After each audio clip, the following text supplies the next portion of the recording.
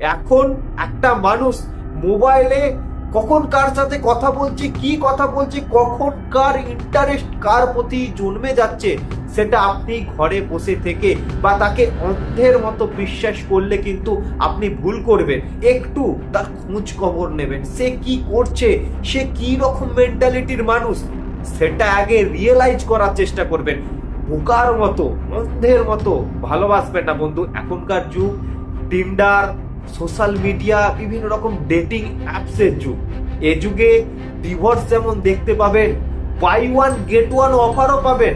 বিবাহ করার পর বরকে ডিভোর্স দিয়ে সাথে বাচ্চাকে নিয়ে বা বাচ্চাকে ফেলে রেখে চলে আসছে, আবার একজনের সাথে সম্পর্ক গঠন করার চেষ্টা করছে, আবার নতুন রিলেশনে যাচ্ছে। মিথ্যে দিয়ে যদি কোনো সম্পর্ক শুরু হয়, সেই সম্পর্ক কোনোদিন পূর্ণতা লাভ করে না। কারণ বন্ধু, মিথ্যে দিয়ে স্টার্টিং। এই সম্পর্কের মধ্যে এত এক্সপেকটেশন থাকে যে আপনি কল্পনাও করতে পারবেন না। যখন আপনাদের সম্পর্কের একটা খারাপ সিচুয়েশন আসবে, যখন দুজনের পাশে দাঁড়ানো উচিত, দুজনকে হেল্প করা উচিত, সেই সময় দুজনের এক্সপেকটেশনটার জন্য দুজন আলাদা হয়ে যাবেন, দুজনের মধ্যে আরো দূরত্ব তৈরি হবে। যদি দেখেন আপনাদের সম্পর্কটা একটা মিথ্যের প্রতিশ্রুতি দিয়ে শুরু হয়েছিল, একটা মিথ্যেকে আশ্রয় করে সেই সম্পর্কটা গড়ে উঠেছিল, তাহলে বন্ধু সেই সম্পর্ক যদি আপনি টিকিয়ে রাখার চেষ্টা করেন, আপনি সাকসেস পাবেন না সেই সম্পর্কতে। আবার আপনি যদি সেই সম্পর্কটাকে ফিরিয়ে আনার চেষ্টা করেন, সেক্ষেত্রেও আপনি ব্যর্থ হবেন বন্ধু। মিথ্যে দিয়ে যদি আপনাদের সম্পর্ক শুরু হয়, সেই সম্পর্ক কোনোদিন পূর্ণতা লাভ করবে না। তো আপনার রিলেশনশিপ, আপনার পার্টনার কেমন, সেটা আগে রিয়েলাইজ করুন। তাকে হারিয়ে ব্যর্থ প্রেমিক হয়ে কি ভুল করেছি সেটা রিয়েলাইজ করার প্রয়োজন নেই বন্ধু। আগে থেকে রিয়েলাইজ করুন আপনি যেই মানুষটার সাথে আছেন বা যেই মানুষটাকে আপনি ফেরানোর চেষ্টা করছেন, সেই মানুষটা আদেও আপনার এই পাগল করা ভালোবাসার যোগ্য কিনা, সেটা আগে অনুভব করুন বন্ধু। এখনকার যুগের ভালোবাসার মানুষের কোনো গ্যারেন্টি নাই। এখনকার যুগের ভালোবাসা আর আগের ভালোবাসার মধ্যে অনেক ডিফারেন্স রয়েছে। যদি আপনি কোশ্চেনটা করেন যে এরকম কথা আমি কেন বলছি, বন্ধু আগে এত কিছু অপশন ছিল না। আগে মানুষের কাছে অপশন ছিল 10-20টা, এখন মানুষের কাছে লাখে লাখে অপশন। এখন একটা মানুষ মোবাইলে কখন কার সাথে কথা বলছে, কি কথা বলছে, কখন কার ইন্টারেস্ট কার প্রতি জন্মে যাচ্ছে, সেটা আপনি ঘরে বসে থেকে বা তাকে অন্ধের মতো বিশ্বাস করলে কিন্তু আপনি ভুল করবেন। অবশ্যই আপনার পার্টনারকে আপনি বিশ্বাস করবেন, তাকে রেসপেক্ট দেবেন, কিন্তু একটু হলেও আপনার ভালোবাসার প্রতি একটু তার খোঁজ খবর নেবেন। সে কি করছে, সে কি রকম মেন্টালিটির মানুষ, সেটা আগে রিয়েলাইজ করার চেষ্টা করবেন। বোকার মতো, অন্ধের মতো ভালোবাসবেন না বন্ধু। এখনকার যুগের ভালোবাসা একদম ঠুনকো বন্ধু, একটা ছোট্ট আঘাতে ভেঙে যাবে।